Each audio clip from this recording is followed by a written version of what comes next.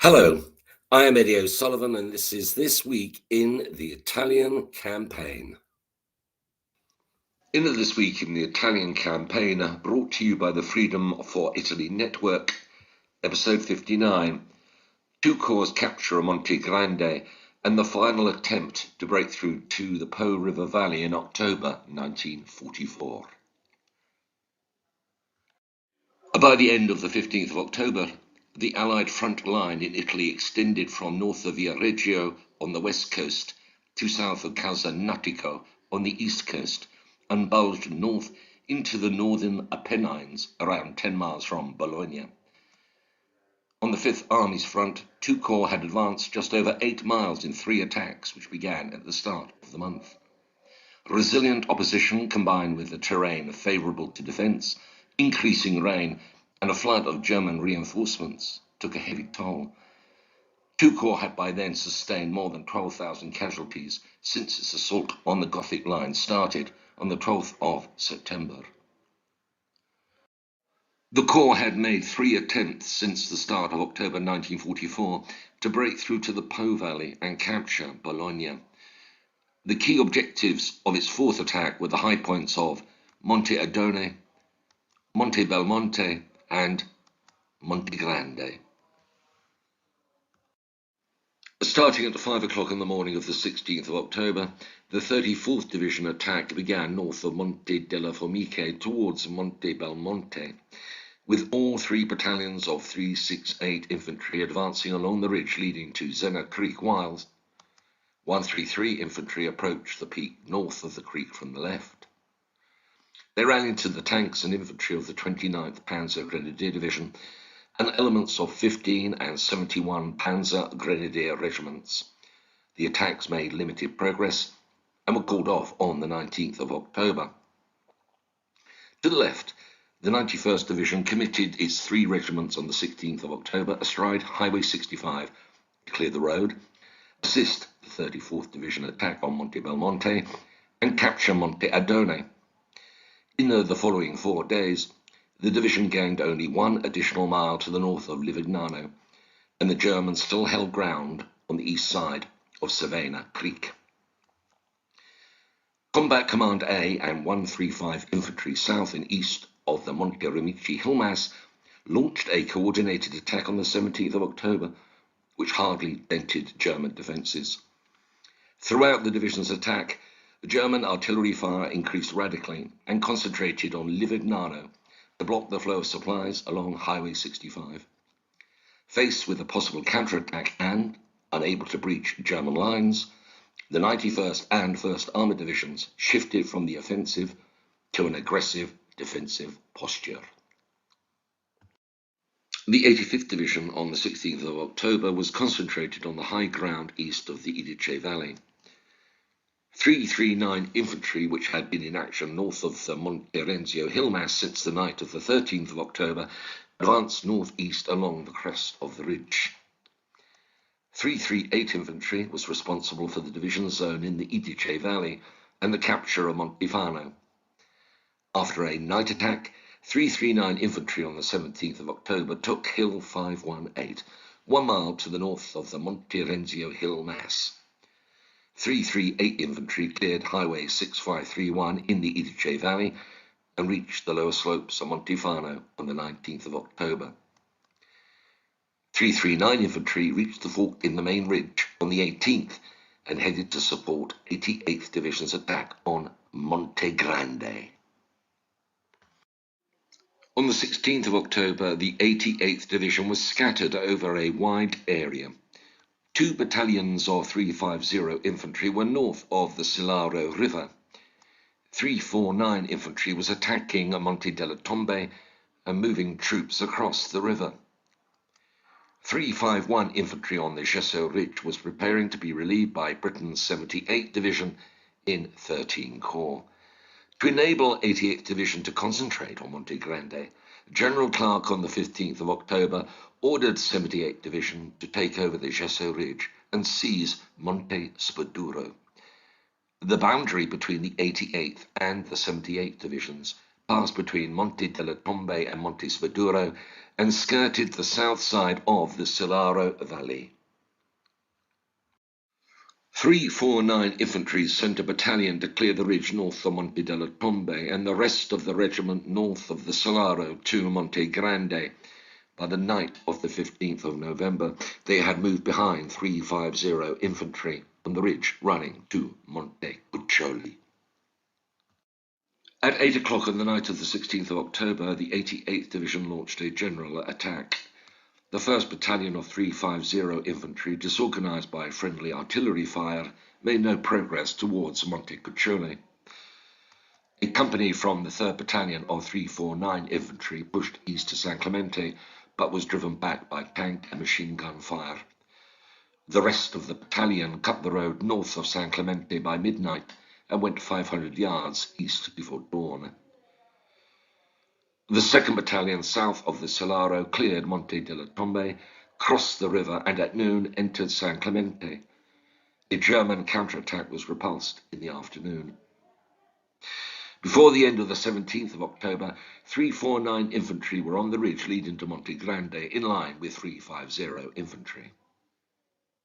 A night attack on the 18th of October brought 349 Infantry to within 1 mile of Grande's summit. The 2nd and 3rd Battalions of 350 Infantry attacked at 3 o'clock on the morning of the 19th of October to Monte Cuccioli and reached within 500 yards of its peak. Later in the day, contact was made with the 3rd Battalion of 339 Infantry coming from the Monte Renzio hill mass.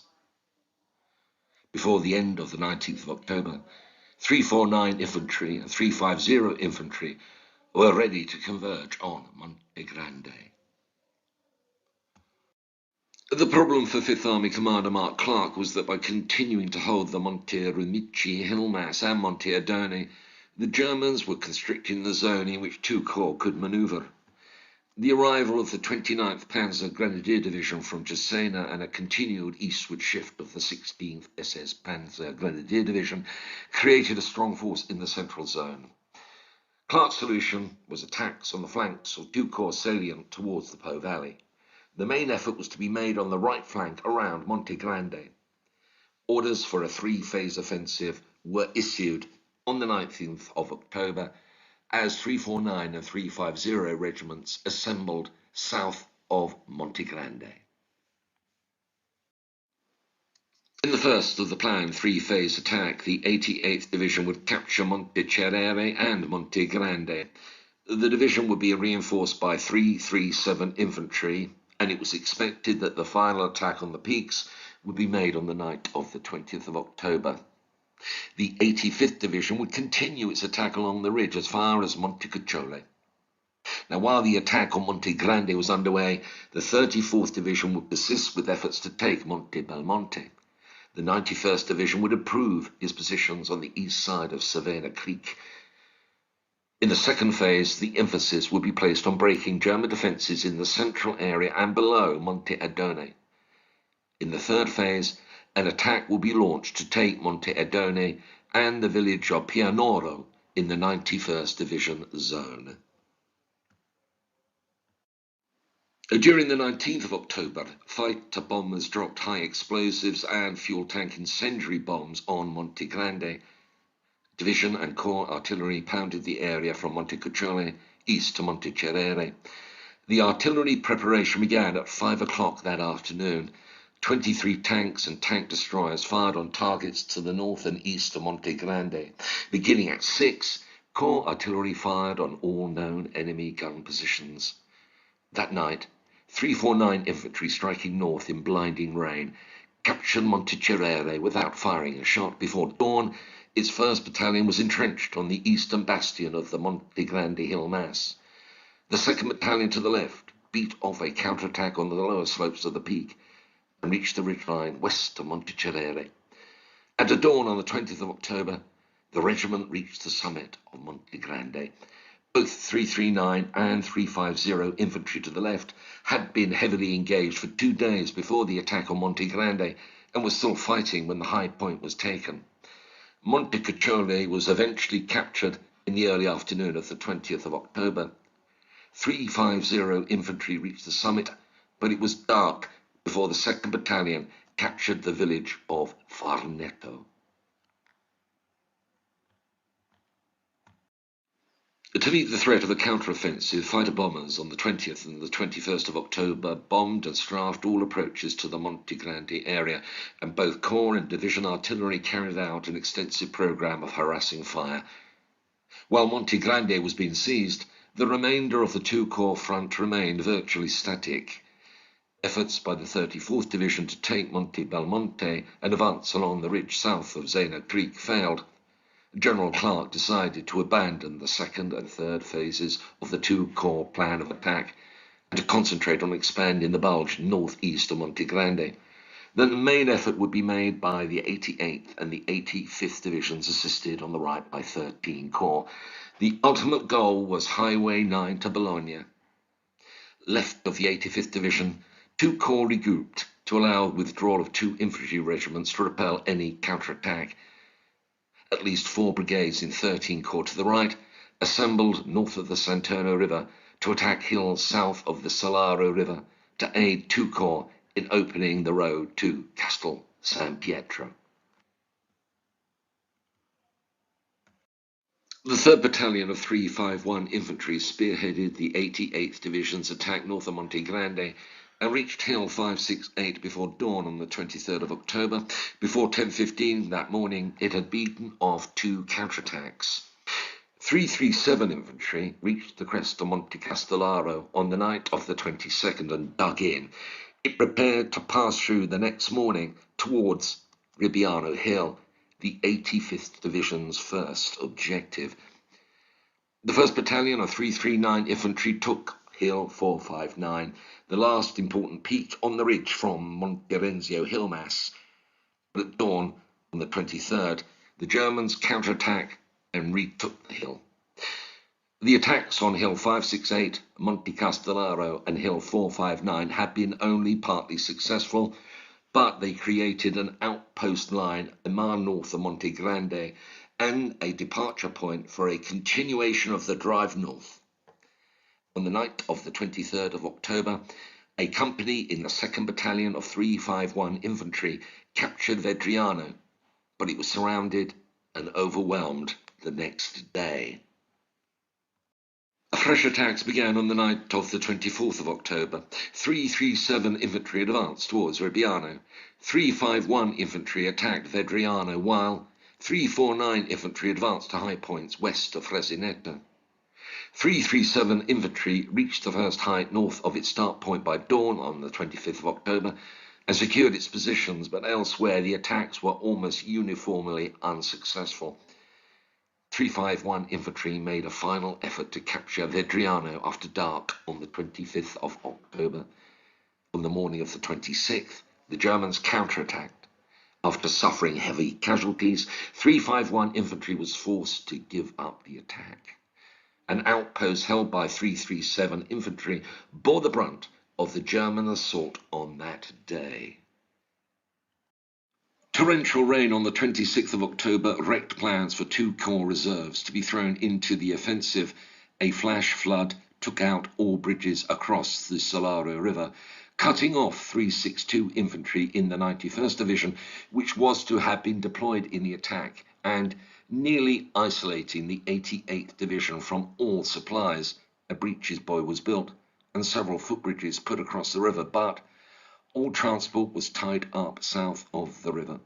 Ammunition and rations had to be hand-carried to reach the troops on the north bank. Once across, supplies moved over washed-out jeep trails to reach Monte Grande, and from there, only mules could reach the forward troops. On the afternoon of the 26th of October, 2 Corps Commander Geoffrey Keyes issued verbal orders to the 85th and the 88th Divisions to pull back to defensible ground and dig in. Total casualties among 2 Corps' 4 assaulting divisions since the 12th of September 1944 had risen to more than 15,000. The 88th Division had lost more than 5,000 men and was under strength by more than 1,200. When it opened its attack on the Gothic line, 2 Corps faced 1 full division and elements of 2 others, but at the end of October, the opposition had grown to 7 divisions and elements of 3 more. The 4th Parachute and the 45th and 362 Grenadier divisions had been nearly annihilated, but replacements had kept them functioning. The Germans had the advantage of fighting from prepared positions. They also had 150 artillery pieces opposite the nose of 2 Corps salient and another 50 located on its flanks. The last 2 weeks of October also witnessed advances by the 6th South African Armoured Division and 4 Corps on the left of 2 Corps, by 13 Corps on the right, and by the 8th Army over the Savio River on the Adriatic front. That story will be told in the next episode of This Week in the Italian Campaign.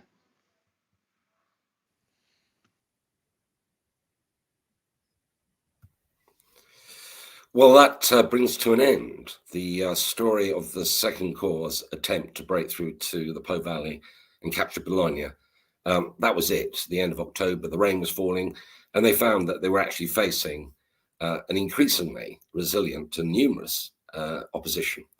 And so we saw that the Second Corps commander had called off the attack, and that was to be confirmed later. And so from the end of October really until early spring next year, the positions that were seized by 2 Corps in October were going to be purely defensive. And in fact, the Germans sometimes took the initiative. So this is the end of a very tough period of fighting for the American Second Corps, very high casualties. It's for that reason that these battles are memorialized in America very substantially. So anyway, next week we're going to be looking at what was happening on other parts of the front in this period. So I'll be telling that story in the next episode. So until then, from everybody here, it's goodbye, good luck, and may God bless you all.